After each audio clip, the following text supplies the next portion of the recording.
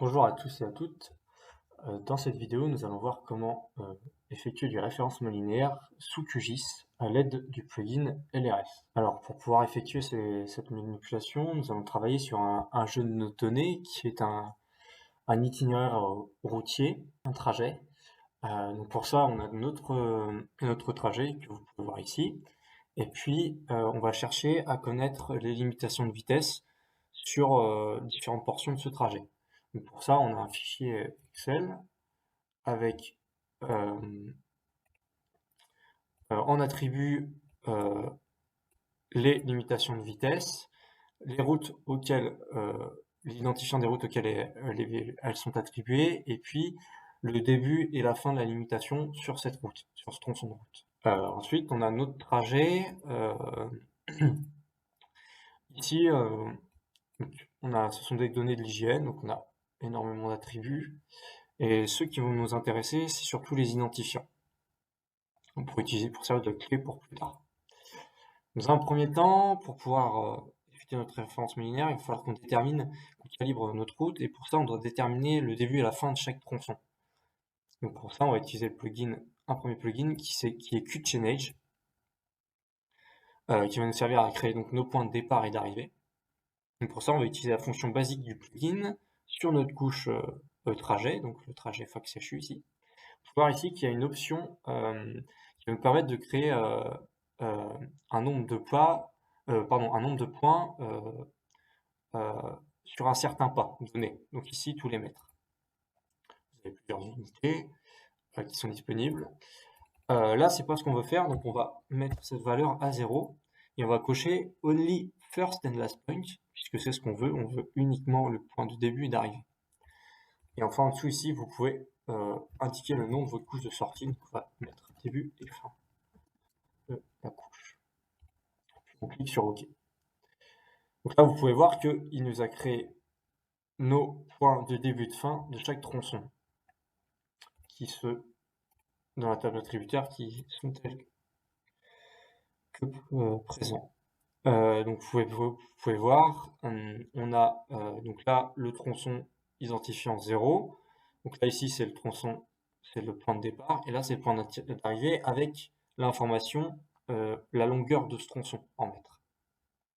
Alors pour pouvoir utiliser ces données avec notre fichier, notre plugin et nos fichiers de limitation de vitesse, on va devoir renseigner du coup à quelle route appartient quel point de début et de fin. Pour ça, on va renseigner l'identifiant. Alors, du coup, moi je l'ai déjà effectué au préalable. Vous pouvez voir que voilà, le fichier est tel quel avec l'identifiant de chaque route associé au point de départ et d'arrivée. Ensuite, avec ce fichier-là, on va pouvoir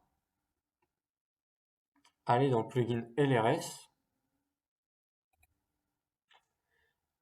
dans l'onglet calibration, et enfin, on va pour les couches de lignes qui nous intéressent, ça va être donc notre trajet fac, avec du coup notre clé, ça va être l'identifiant, qui est nos noms de route, et on va utiliser notre fichier donc, auquel on a attribué les points de début et de fin et l'identifiant de la route. Du coup, c'est ici chain trajet fac CHU. Le champ de nom des routes, eh bien, ça va être nom. Le champ de mesure, ici, c'est CNG mètres, qui est créé par défaut. Et l'unité de mesure, ça va être les mètres. Le reste de l'option ne nous intéresse pas ici, on n'aura pas à y toucher. On n'a plus qu'à cliquer sur OK. Une fois que vous avez fait OK, il a bien calibré vos routes, mais il ne vous sort pas aussitôt de couche. Donc là, ici, vous indiquez le nom de votre couche de sortie, vous cliquez sur Créer. Et vous avez votre couche de sortie qui a été créée ici, donc qui a été parfaitement calibrée et dont les attributs sont tels que ici. Donc voilà, donc on a notre route qui est associée au tronçon et donc à son point d'arrivée, son point de départ et sa longueur. C'est une seule entité. Si je sélectionne ici un tronçon, et bien vous pouvez voir que et il a bien fait le début et la fin du tronçon avec la longueur associée. Donc là, on le retrouve ici. Donc, le tronçon, cet identifiant avec le début et la fin et la longueur du tronçon. Une fois qu'on a ces données-là, on va pouvoir associer notre fichier limitation de vitesse avec dans l'onglet événements du plugin LRS. Donc, on va sélectionner nos couches sur lesquelles on veut faire nos mesures, donc LRS trajet. Toujours notre champ nom de route, ici c'est identifiant. Notre couche d'événements, qui va être notre fichier limitation de vitesse.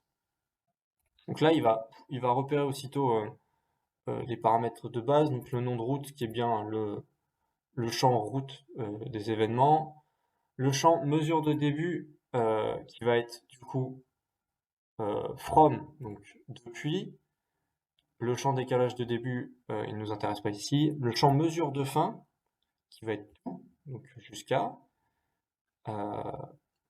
et puis ensuite le reste, donc du coup les entités, on sélectionne toutes les entités, pardon. Donc là, c'est bon pour nous. On a le nom de la couche en sortie, et puis le champ dans notre tablette résultat qui va indiquer s'il y a des erreurs ou pas. Et là, on clique sur OK. Et il nous crée une nouvelle couche qui s'appelle, qu'on a gardé LRS Event, dans lequel on a nos tronçons d'associer correctement sur la route. Alors vous pouvez voir qu'ici, là par exemple sur un même tronçon, on a une limitation de vitesse 1,50 du début de la voie jusqu'à 3 mètres. Et puis de 3 mètres jusqu'à la fin de la voie, on passe à 30 km/h. Et il nous a fait deux entités bien distinctes, ici. Et donc, ensuite, si vous le voulez, vous pouvez appliquer, ici pour que ça soit plus visuel, pardon, vous pouvez appliquer une symbologie en fonction de la vitesse réglementaire. Appliquer OK. Et là, on peut voir nos différentes limitations de vitesse, nos différents tronçons de route. Indiquer une étiquette, présenter la vitesse réglementaire sur chaque tronçon.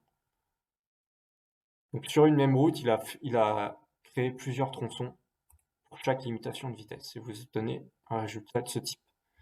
Donc par la suite, vous allez pouvoir calculer bien le temps de trajet par exemple, ou la consommation et la consommation de carburant par exemple du véhicule qui emprunte ce trajet. Donc voilà. Donc, ce sera tout pour la présentation du référencement linéaire à l'aide du plugin LRS. Merci à tous.